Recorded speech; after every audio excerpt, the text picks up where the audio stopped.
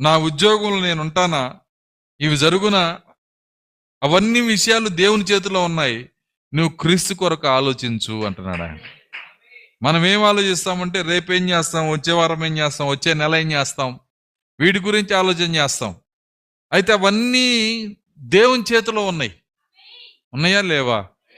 సమస్తం ఆయన చేతిలో ఉన్నాయి. ఏ నాటికీయుడు ఆ నాటికి చాలు అన్నాడు ఆయన. రేపటి గురించి నువ్వు ఈరోజు చింతించాల్సిన అవసరం లేదు.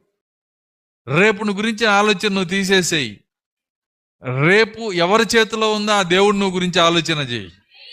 ఆయన్ని ప్రేమించు, ఆయనకి ఆరాధన చేయి, ఆయన గురించి ఆలోచన చేయి, ఆయన సన్నిధిలో కనిపెట్టుకో.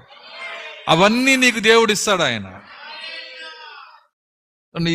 ఈ తాళపు చెవిని సంఘం మర్చిపోతుంది. కాబట్టే ప్రార్థన అంటే విసుగొచ్చేస్తుంది. నిజం. ప్రార్థన అంటే విసుగు ఎందుకు వస్తుందంటే ప్రార్థనలో రుచి లేకే. ప్రార్థనలో రుచి లేకే. నిజం. ఏదైనా ఒక కార్యంలో నువ్వు రుచి పడితే నువ్వు దానికి ఏం చేస్తావంటే ఒక బానిస అయిపోతావు. నిజమేనా? ఒక టేస్ట్ నువ్వు పట్టావంటే దానికి బానిస అయిపోతావు.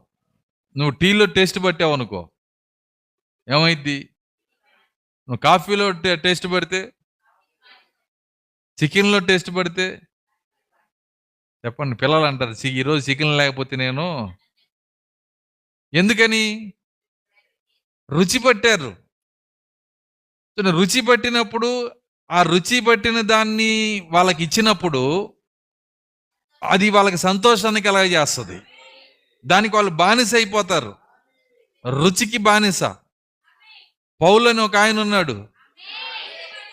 ఆయన ఒక బానిసని చెబుతున్నాడు. ఎవరికి? క్రీస్తు ఎవరై అంటే పరిశుద్ధాత్మ. హల్లెలూయా. ఎందుకు క్రీస్తుకి ఆయన బానిసగా మారాడంటే క్రీస్తులో రుచి పట్టాడు ఆయన. దేవుని స్తోత్రం. రుచి పట్టకపోతే ఎట్లుంటదంటే, నీకు పల్లె నిండా తెల్లన్నం పెట్టి తిను తిను తిను అని చెప్పి నువ్వు బలవంతంగా తిన్నాక మళ్ళీ పెడితే ఎంత ఎంత వికారంగా ఉంటుందో నీ ఫేసు. ప్రార్థన కూడా అట్లాగే ఉంటుంది నీకు రుచి లేనప్పుడు. నిజమది. నాకు తెలుసు ఆ బాధ ఏంటో నాకు తెలుసు. ఒకప్పుడు నేను అలా ప్రార్థన చేసిన పరిశుద్ధాత్మ పొందనప్పుడు నేను ఆ విధంగా ఇసుగు పడిన అందరూ ఆ దారిలో వచ్చిన వాళ్ళే. కానీ ఆత్మ పొందినాక ఆ సంతోషం నాకు అర్థమైంది. దేవుని స్తోత్రం.